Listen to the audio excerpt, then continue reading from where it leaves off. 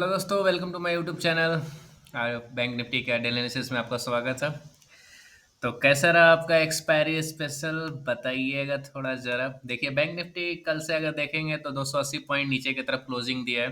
ठीक है, मैंने आपको कल ही बोला था कि अगर 44,200 को अगर बीट करता है या उसके नीचे कैंडल क्लोज करने लगता है तो आपका 44,000 वाला जो टारगेट है वो ओपन हो जाएगा। जो सही से सुने होंगे, लेवल्स को देखे होंगे, परखे होंगे, वो आराम से अगर एंट्री उनका सही होगा, क्योंकि काफ़ी कंसोलिडेशन के बाद वहाँ पे नीचे गिरा है, तो वो अच्छा प्रॉफिट किए होंगे। देखिए, बैंक निफ्टी स्टार्टिंग का वही मैं आपको बोला था कि आरबीआई का पॉलिसी आने वाला है, तो बस उस पर नज़र बना के रखिएगा कि कैसा क्या है। 10 बजे के करीब मैं बोला था शायद, ठीक है।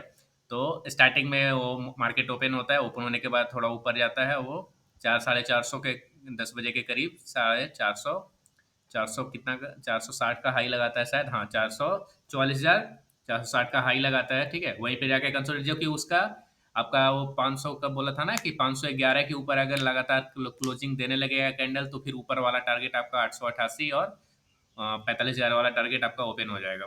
लेकिन ऐसा हुआ नहीं, और आपका वो 44,060 के करीब वहाँ पे रेजिस्टेंस लिया, और वो वापस से आपका जैसे ही वो क्या बोलते हैं 10 बजे वाला कैंडल बना वो बैंक निफ्टी का आने के बाद, और ठीक है, कि कोई भी चेंज नहीं हो रहा था, और फिर उसी के साथ वो कैंडल में लगातार फिर गिरावट आई, फिर काफी कंसोलिडेट किया, और फिर वापस से नीचे की तरफ का आपका टारगेट ओपन किया। देखिए, लास्ट आवर में आपका क्या हो रहा था कि आपको पता था कि एक्सपायरी है, तो आपको टारगेट्स बड़े मिलेंगे, ठीक है।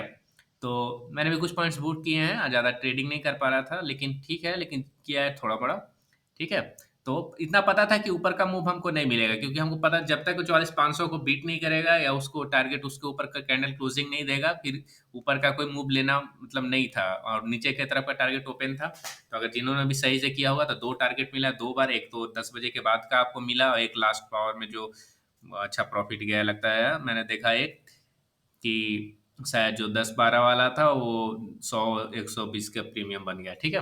तो आपको टारगेट, तो देखिए अगर सही से आप लेवल्स को सही से देखेंगे, देखिए आप काफी कंसोलिडेशन के बाद बैंक निफ्टी क्या हुआ था, इस लेवल को क्रॉस किया था, ठीक है। और फिर वापस से अगर आप देखेंगे तो देखिए फिर वापस से ये आके इसी चैनल में फंस गया, ठीक है। वो जहाँ से चला था ना वो 43,700 वाला। तो देखिए अभी क्या होगा कि देखिए मान लीजिए कि अगर 44,900 अगर ओपन होता है कल मार्केट इसी रेंज में 44,009 लेकर, और 44,900 के करीब, और अगर नीचे की तरफ जाता है तो मार्केट फिर से आपको लो दिखा सकता है, पहला टारगेट उसमें भी रहेगा आपका।